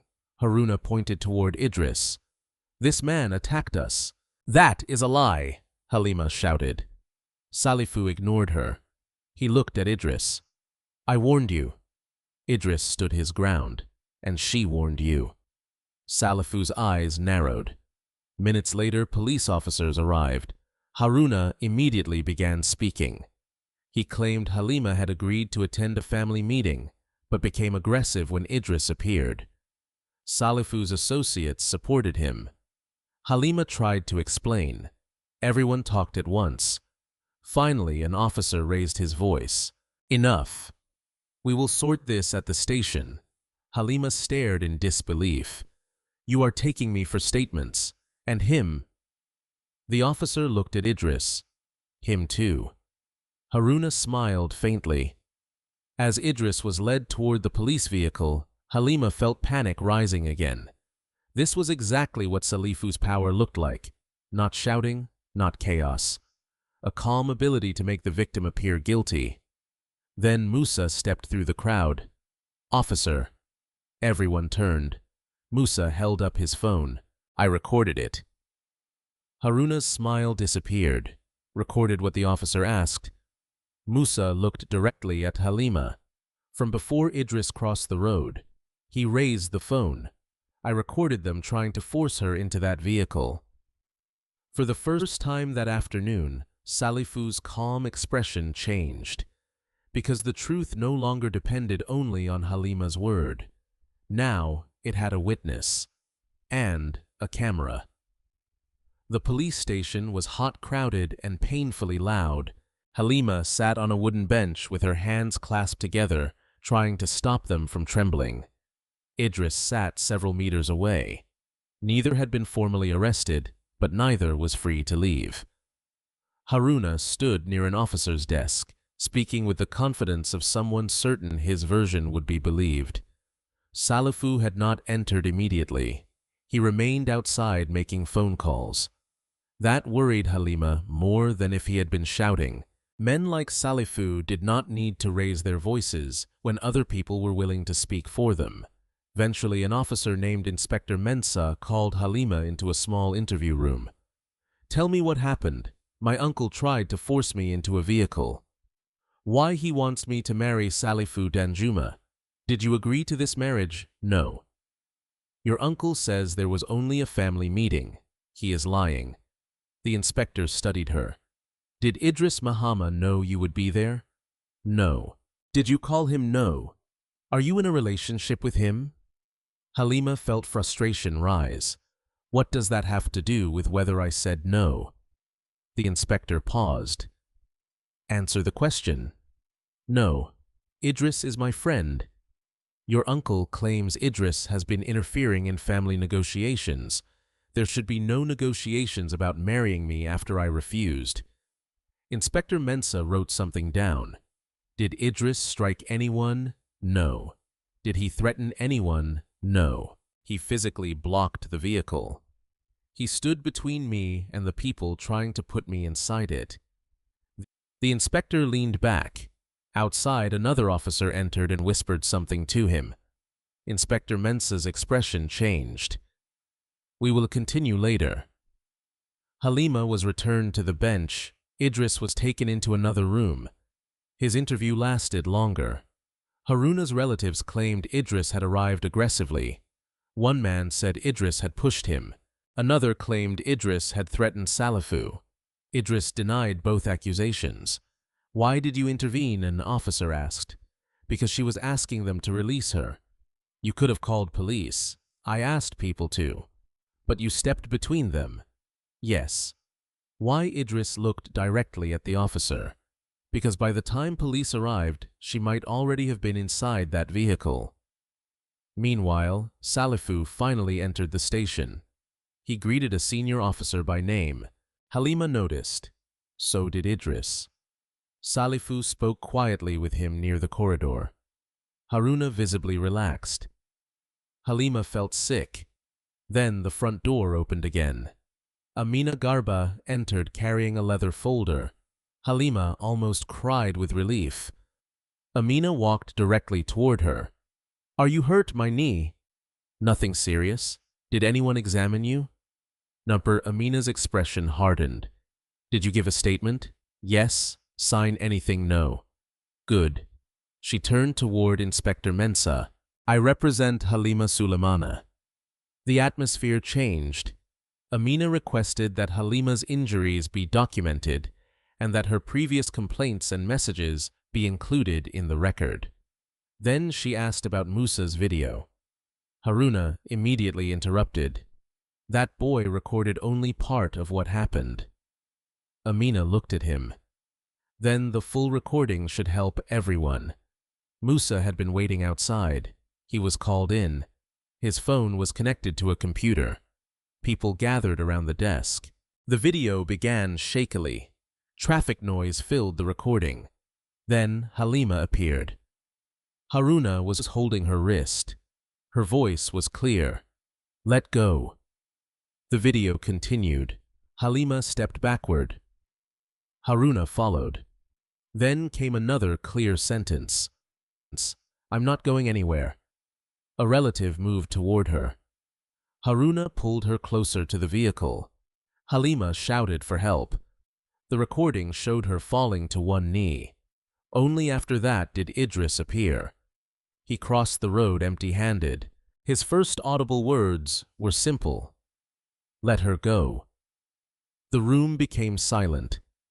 The video showed Idris asking Halima directly whether she wanted to go with them. Her answer was unmistakable. No. Then it showed Idris standing between Halima and the vehicle. One of Salifu's men shoved him first. Idris did not strike back. Haruna's claim collapsed minute by minute. When the video ended, Inspector Mensah replayed part of it. Haruna's face had gone pale. Salifu remained expressionless. Amina turned toward the officers. My client repeatedly refused to enter that vehicle. She was physically restrained. Mr. Mahama intervened without initiating violence. Haruna protested. You don't understand our family customs. Amina faced him. Custom does not erase consent. She was supposed to meet elders. She said no. She is my niece, and she is an adult. Haruna fell silent. Inspector Mensah ordered separate statements from everyone involved. This time Idris was no longer being treated as the obvious aggressor. Hours later, Halima and Idris were allowed to leave while the matter remained under investigation. Outside the station, night had fallen. Halima stood beneath a streetlight. I'm sorry, she said. Idris frowned. For what? You lost your job. Now this. You didn't bring me here. I brought all of this into your life. No. He shook his head. Salifu did. Amina approached them. This is not over. Halima's brief relief disappeared. What happens now? We build the case properly. Against Salifu, against anyone who participated. Halima looked toward the station. Haruna was visible through the doorway. Her own uncle. Amina continued. The video helps. But we need everything: messages, financial records, proof of the arrangement, proof of the money. Halima remembered the engagement gifts. The calls. Haruna's admission. There's something else. Amina looked at her. My uncle said Salifu gave him an advance. How much? Halima told her. Amina became very still. Do you know where the money went?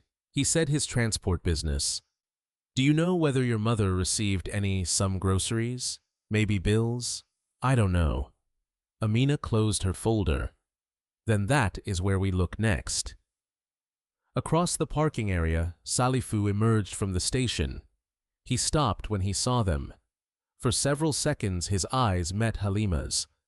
There was no apology, only calculation. Halima understood. The video had protected her today. But Salifu still believed money and influence could outlast evidence. He entered his vehicle and drove away. Amina watched him leave. Men like that depend on everyone being too frightened to compare stories. Halima looked at her. What do you mean your uncle says this was about family duty? Salifu says it was an agreed marriage. You say you never consented. Amina opened her folder again. Money leaves records. Halima. For the first time, the question changed. It was no longer only whether Halima had refused. Now they needed to discover what Haruna and Salifu had actually agreed to when she was not in the room. And when those records began to surface, Halima would learn that the debt used to justify sacrificing her had never been what her family claimed. 3 days after leaving the police station, Halima sat across from Amina Garba in a small legal aid office in central Accra. A folder lay open between them. Inside were screenshots of Salifu's messages, photographs of the engagement gifts, copies of Halima's earlier calls for assistance, and written notes documenting every threat she could remember. Amina placed a blank sheet of paper beside the folder. Now we follow the money. Halima frowned. How? Your uncle claimed Salifu's payment was connected to your family's debts. Yes. Then we establish what those debts actually were. For years, Halima had heard only frightening totals. Rent, her father's medical expenses, Bashir's school fees, supplier credit, money borrowed from Haruna. Whenever Halima asked for details, Mariama would say, "Your uncle understands the numbers." That sentence now seemed dangerous. Halima returned to her mother's home that evening. Mariama opened the door and immediately began crying. Halima did not embrace her. Not yet. I need documents. Mariama wiped her face. What documents? Everything about our debts. Why? Because Amina is investigating the money Uncle Haruna accepted. Mariama looked frightened. Your uncle will be angry. Halima stared at her. Mama, he helped people try to force me into a car. Mariama lowered her eyes. That truth had become impossible to avoid. She brought out an old plastic folder. Inside were rent notices, hospital receipts, supplier records, school invoices, and handwritten loan notes. Halima spent hours organizing them. Something immediately felt wrong. The numbers did not match what Haruna had repeatedly claimed. The following morning, Halima took everything to Amina. For 2 days they worked through the records. The family owed money. That part was true, but not nearly as much as Haruna had suggested. Several debts he claimed were still outstanding had already been partly paid. Others had been exaggerated. Most disturbing was the amount Haruna said he had personally loaned Mariama. Mariama's records showed less than half. Could she have lost receipts? Amina asked. Maybe. We need your uncle's records. Getting them was difficult. Haruna initially refused to cooperate. Then Amina informed him formally that financial arrangements connected to the alleged forced marriage could become relevant to the investigation. 2 days later, Haruna appeared at the legal aid office. He looked exhausted. "You are destroying this family," he told Halima. She remained calm. "No. I am asking what you did with money connected to my name." Haruna placed several documents on the table. Amina examined them. Bank transfers, repair invoices, loan payments, business expenses. The picture slowly emerged. Salifu had transferred a large sum to Haruna shortly before the engagement announcement. Only a small portion had reached Mariama's household. Some paid overdue rent. Some covered Bashir's fees. The majority had gone elsewhere. Haruna's transport company. 2 minibuses had suffered major mechanical failures. Another vehicle had been repossessed after missed payments. Haruna had used Salifu's money to repair engines, settle commercial debts, and rescue his failing business. Halima stared at the figures. "You told everyone this was about saving Mama." Haruna shifted uncomfortably. "It was about all of us." "No." Halima pointed at the documents. "This was about you. My business supports relatives. You accepted money because a man wanted to marry me, then spent it before asking whether I agreed. I believed you would understand what that one person sometimes sacrifices for a family." Halima's voice rose. "You keep calling it sacrifice because that sounds better than what you did." Haruna went silent. Amina leaned forward. Did Salifu know Halima had not agreed when he transferred this money? Haruna hesitated. "That is not important. It is extremely important. He expected the family to handle the matter." "What does that mean?" Haruna looked toward Halima. She could see fear in his face. Not fear of her. Fear of Salifu. Amina repeated the question. "Did Salifu know?" Haruna stood abruptly. "I am leaving." Amina did not stop him. "We have enough to continue." Haruna paused at the door. "You think you know Salifu because you have some papers." Amina closed the folder. "No. I think papers help us discover exactly who people are." That evening, Mariama came to Halima's sewing room. She stood outside for several minutes before entering. "I saw the documents." Halima continued sewing. Mariama sat down. "Haruna lied to me. Yes. He told me the money had mostly gone toward our debts." "I know." Mariama began crying. "I pressured you because I thought—" Halima stopped the machine. "Because you thought what? That if you refused, everything your father and I struggled to keep would disappear." Halima looked at her mother. And if it had been true, Mariama froze. If every debt had been real, would that have made forcing me right? Mariama covered her face. No. It was the first time she had said it. Halima's anger did not disappear, but something shifted. Mariama whispered, "I failed you." Halima swallowed. "I needed you. I know. No, Mama.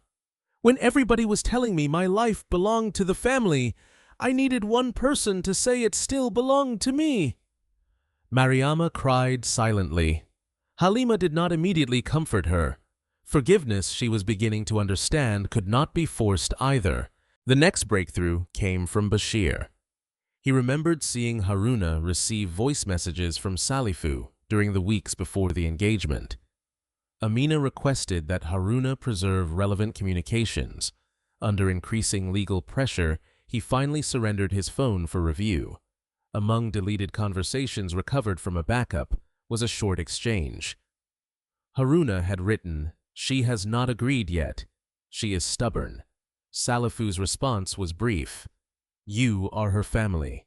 Make her understand." Days later, another message followed. Haruna. She refused again. Salifu. The money has already been given. Finish what we started. Amina read the messages twice. Halima felt cold. There it was, proof that Salifu knew. He had known before the gifts, before the public engagement. before the threats, before the vehicle. Haruna sat across the room, his shoulders collapsed. Amina asked him one final time. Did Salifu know from the beginning that Halima had never consented? Haruna closed his eyes. For several seconds he seemed unable to speak. Then he whispered, "Yes." Halima stared at her uncle. The room became completely silent. Haruna looked at her, tears gathering in his eyes. He knew. That confession changed everything. The powerful contractor could no longer hide behind the claim that he believed a willing marriage had been arranged. But as Amina began examining Salifu's businesses more closely, another pattern emerged. Halima was not the first vulnerable person whose financial desperation he had used as leverage. She was simply the first who had refused loudly enough for others to start looking. The first call came from a woman Halima had never met. Her name was Rama Issa. She had seen a short local news report about the confrontation near the construction district. The report did not reveal every detail, but it mentioned Salifu Danjuma's name and an investigation involving alleged coercion. Rama contacted Amina. "I think you should look at one of his housing projects," she said. Rama had once rented a small shop in a building later acquired by a company connected to Salifu. When several tenants resisted sudden changes to their agreements, they were pressured to leave. One tenant lost access to his shop. Another received repeated threats about an old debt. Rama eventually left because she could no longer tolerate the intimidation. "Why didn't you report it?" Halima asked when they met. Rama gave a tired smile, to whom the answer stayed with Halima. Salifu's power had survived partly because people believed resistance would cost more than silence.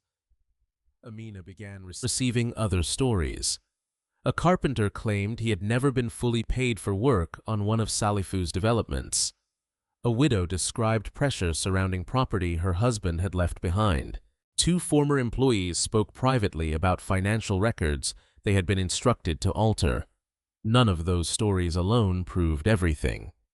Together, they suggested a pattern, and patterns frightened powerful people. Salifu's lawyers responded quickly. They denied wrongdoing. They described Halima's case as a private family dispute being exaggerated by outsiders. Then they attacked Idris. According to whispers spreading through the market, Idris was an uneducated laborer exploiting Halima's situation for attention. Halima was furious when she heard it. Idris was less concerned. "I have been called worse. That doesn't make it right." "No." He was sitting outside her tiny sewing room, repairing a broken shelf. Halima watched him work. "Why did you never tell me more about your education?" Idris stopped. "What about it? You studied civil engineering." "For a while. Musa told me." Idris sighed. "Musa talks too much. You made it sound like you attended a few classes. I almost finished what I needed before professional certification." Halima stared at him. "Why hide that I didn't hide it? You certainly didn't advertise it." Idris placed down the screwdriver. "My father became ill." Halima waited. "We spent everything." His voice was quiet. "I thought I could pause my plan's work for a year, help my family, then return." He looked toward the road. "My father got worse. 1 year became 2. Then he died, and the debts did not die with him. I'm sorry."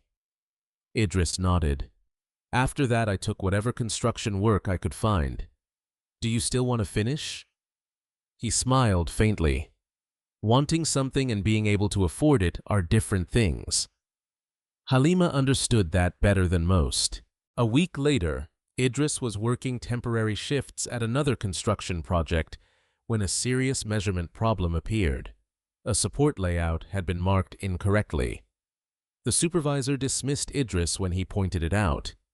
"You are here to carry materials." Idris looked at the drawing again. "If you place that column according to this mark, the alignment will be wrong." The supervisor became irritated. "Are you the engineer?" "Number, then work." Idris stepped back. He could have remained silent. Instead, he found Musa. "Get Mr. Ibrahim." Ibrahim Sani was a senior executive visiting the project that afternoon. He had spent more than 30 years in construction and disliked workers who created unnecessary drama. But he disliked expensive mistakes more.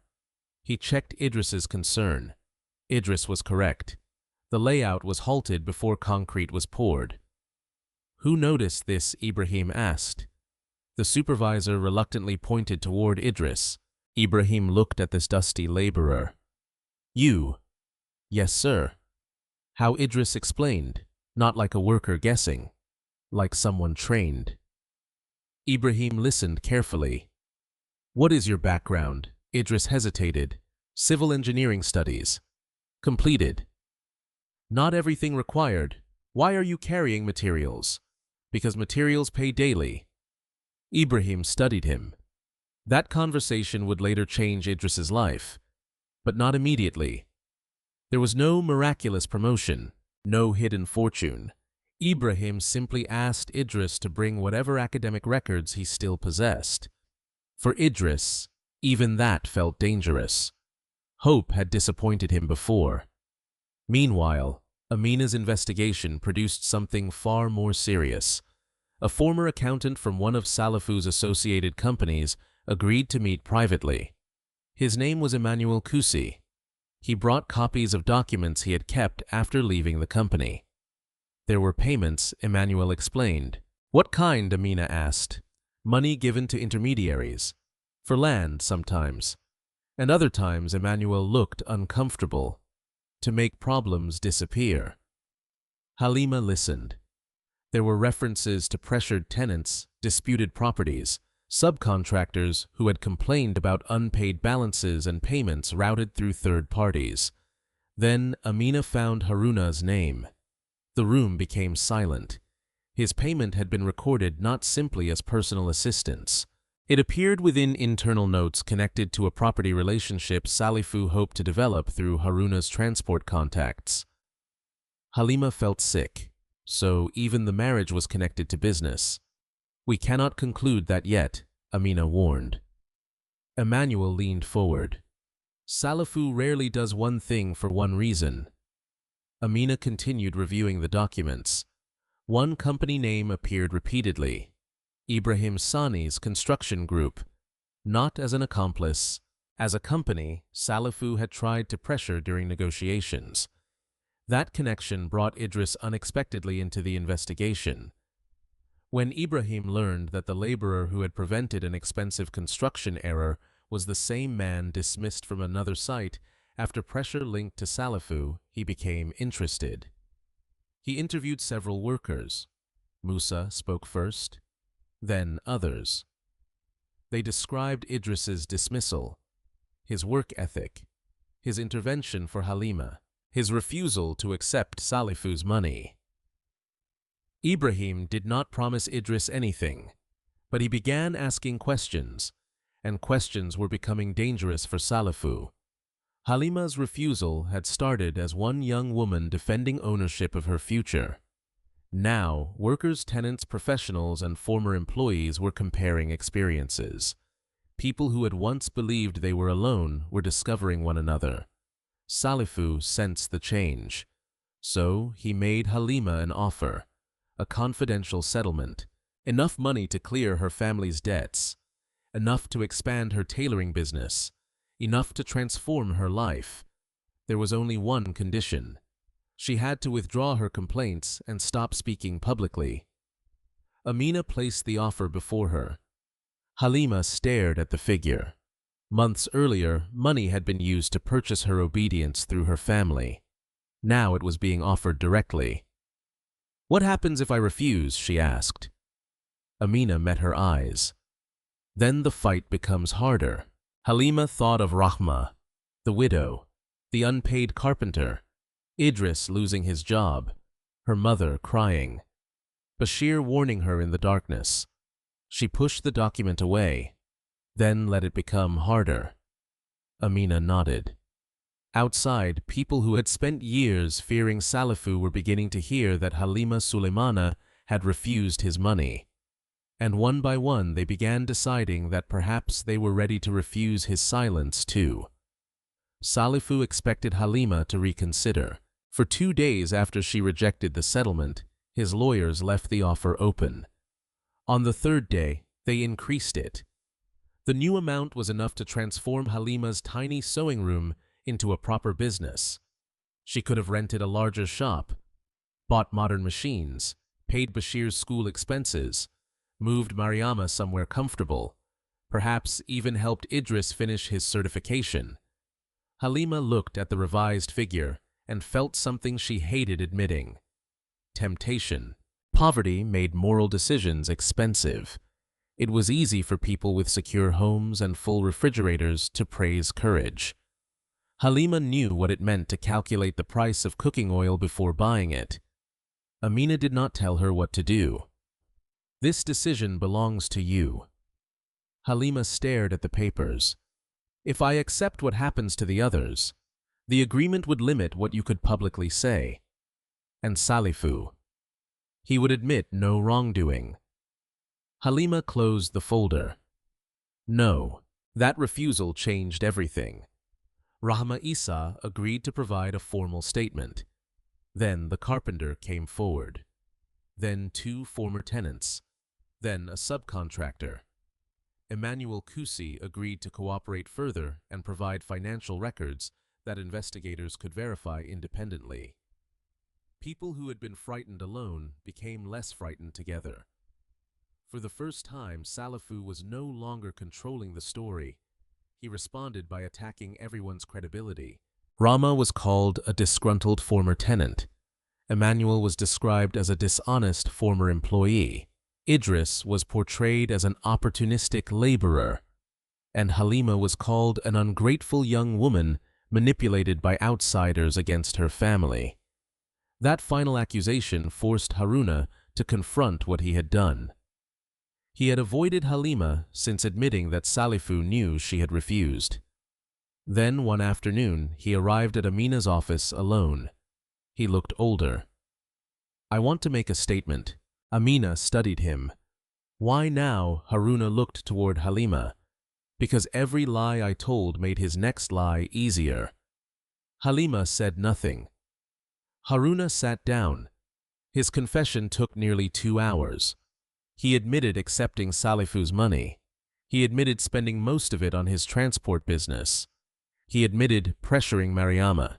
He admitted organizing the false engagement.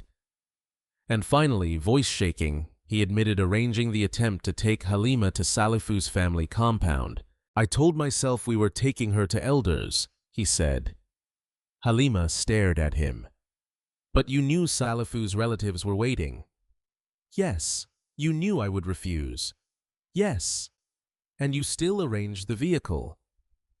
Haruna closed his eyes. Yes. Halima felt no satisfaction, only grief. This was a man who had once carried her on his shoulders when she was a child.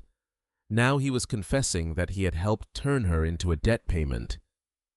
Haruna began crying. I am sorry. Halima's expression remained still. I believe you are sorry. He looked up hopefully. But that does not erase what you did. His face collapsed. I know. It was the first honest thing between them in months. Mariama made her own choice. When asked whether she would provide a statement, she initially panicked. What will people say? Halima did not persuade her. For years, everyone had tried to force decisions upon Halima. She refused to repeat that pattern even for justice. You decide. The next morning, Mariama arrived at Amina's office. I will speak. Her statement described Salifu's gifts, Haruna's pressure, the family's financial desperation, and her own failure to protect Halima.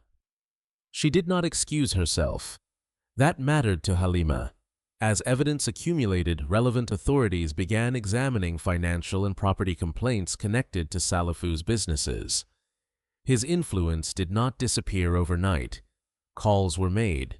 Meetings happened behind closed doors. People were pressured. One witness suddenly became afraid and withdrew. Another received a warning about his employment. Then Halima received a message from an unknown number. "Take the money while you still can." She showed Amina. Amina documented it immediately. Idris wanted Halima to stop traveling alone. She agreed not because he ordered her, but because the risk had become real. "You are frightened," Halima said one evening. They were standing outside her sewing room. "Yes." She seemed surprised by his honesty. "You always look calm. That is because panic is exhausting." Halima smiled faintly. Idris continued, "I am afraid something will happen to you. Do you want me to stop?" He thought before answering. "No." "Why?" "Because then my fear becomes another thing controlling you." Halima's eyes filled with tears. She looked away. Days later, Halima attended a formal meeting connected to the ongoing complaints. Salifu was there with lawyers. So were Amina Haruna Mariama Emmanuel and several other witnesses. For the first time since the struggle began, Salifu looked tired. During a break, he approached Halima. Amina immediately moved closer. Salifu stopped several feet away. "All this because you did not want one marriage." Halima stared at him. "No." His brows tightened. "This happened because you refused to accept my answer. I offered your family security. You offered money. They accepted. I didn't. You benefited. I still didn't consent." Salifu's voice hardened. "You could have solved everything quietly." Halima looked around. Rama was waiting nearby. Emmanuel held his folder of records. Mariama stood beside Bashir. Idris had remained outside because he was not required in the room, but Halima knew he was there. She turned back to Salifu. "You still think this is about money?" "What else is it about?" Halima stepped forward. For months others had spoken about her, for her, against her. Now her voice was steady. "My family was poor." Salifu said nothing. "We had debts. We were frightened. My mother needed help. My brother needed school fees. My uncle made terrible decisions." Halima held Salifu's gaze. "But poverty did not make me property." The room became quiet.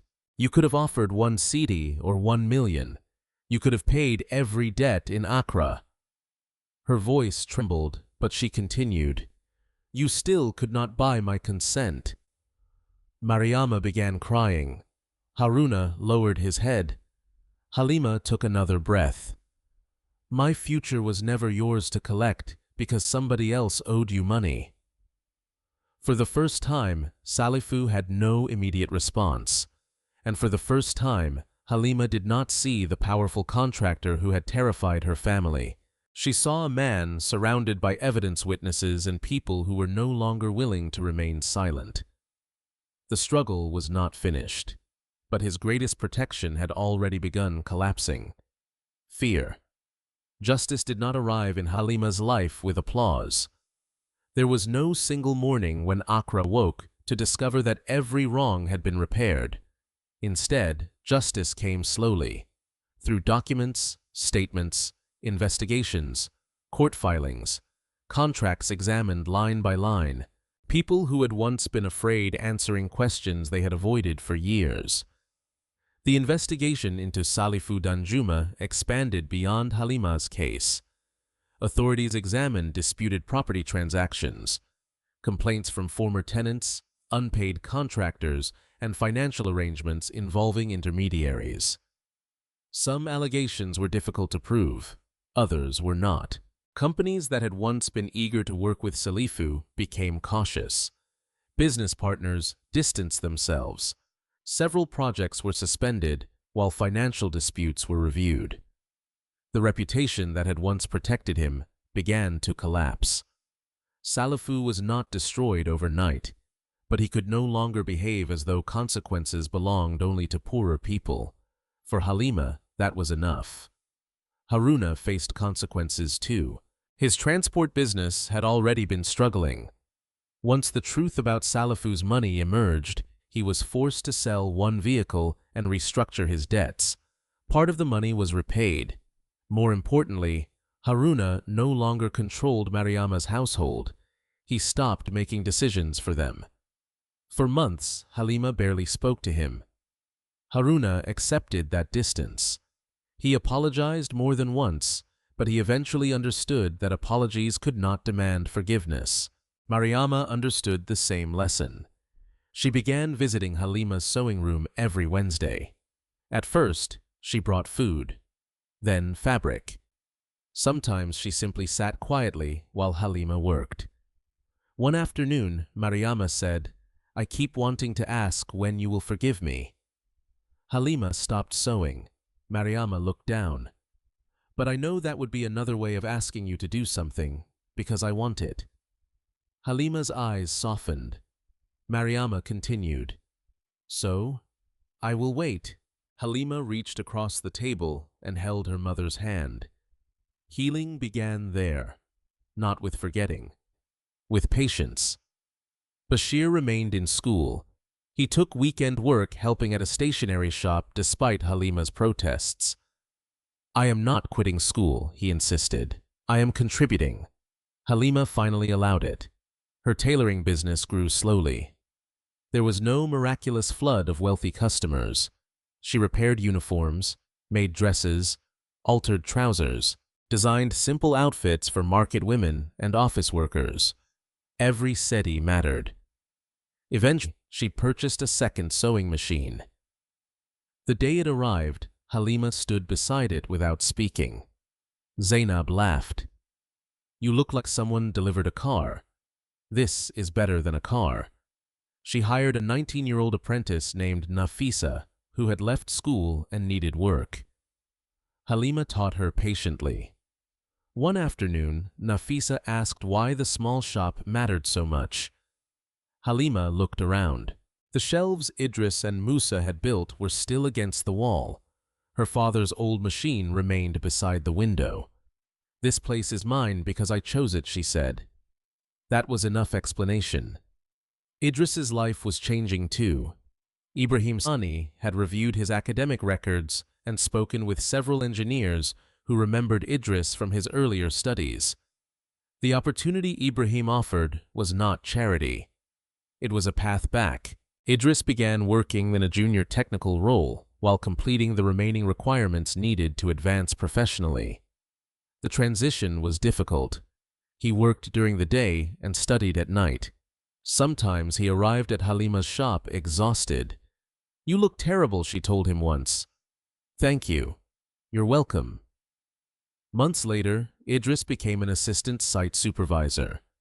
Then, after completing an important professional requirement, he was promoted again. On his first day supervising a full crew, Musa saluted dramatically. "Engineer Idris, pick up that shovel." Musa immediately stopped saluting. Their laughter echoed across the site. Idris still sent money to Safia. When his mother visited Accra, Halima met her for the first time.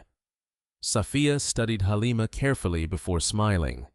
"So you are the woman who made my son start ironing his shirts." Idris nearly dropped his cup. "Mother." Halima laughed until she cried. Through everything, Idris and Halima remained close. But Idris never rushed her. There were no dramatic declarations while she was vulnerable, no promises that marriage would rescue her. Halima needed to discover who she was when nobody was deciding for her. Idris respected that.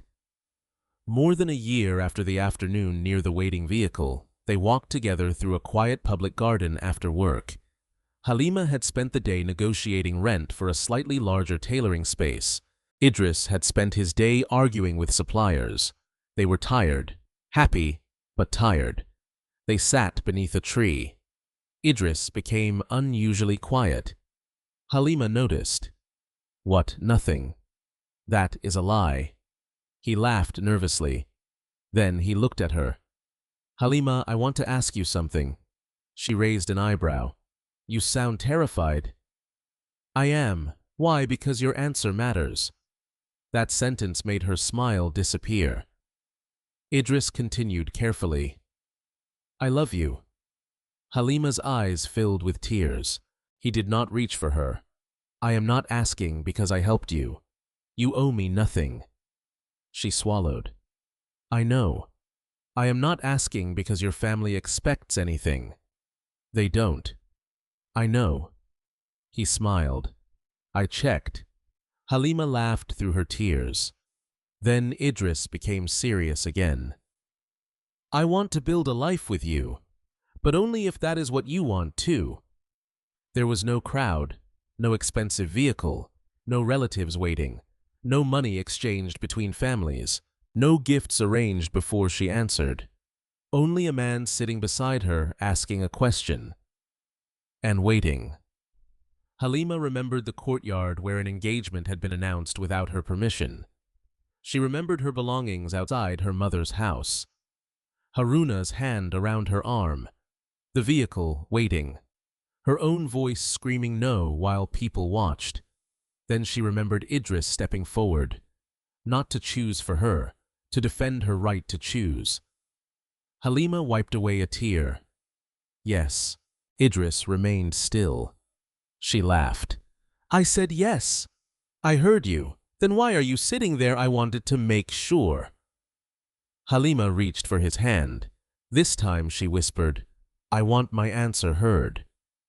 Idris held her hand gently. Halima looked toward the evening sky. She had once believed freedom would feel like winning a battle. It did not. Freedom felt quieter. It felt like opening her own shop each morning, like rebuilding trust with her mother without being forced to forgive, like watching Bashir continue school, like earning her own money, like loving someone without owing him her life. And finally it felt like saying yes after spending so long defending her right to say no. Halima's story reminds us that poverty should never be mistaken for permission to control another human being. A person may owe money. A family may struggle. A mother may be afraid. A brother may need school fees. These problems are real, painful, and sometimes overwhelming. But another person's body, future dignity, and consent can never become the currency used to solve them. Halima's greatest courage was not that she never felt afraid. She was terrified many times. Her courage was continuing to speak even when fear surrounded her. And Idris showed another kind of courage. He did not rescue Halima by taking control of her life. He helped by standing beside her when others tried to take control away. Sometimes love is not saying, I know what is best for you. Sometimes love is saying, your choice matters, and I will respect it even when your answer is not the one I want. Justice also does not always arrive quickly. Healing does not erase betrayal. Forgiveness cannot be demanded. Trust must sometimes be rebuilt through hundreds of small actions. But silence is not the only option.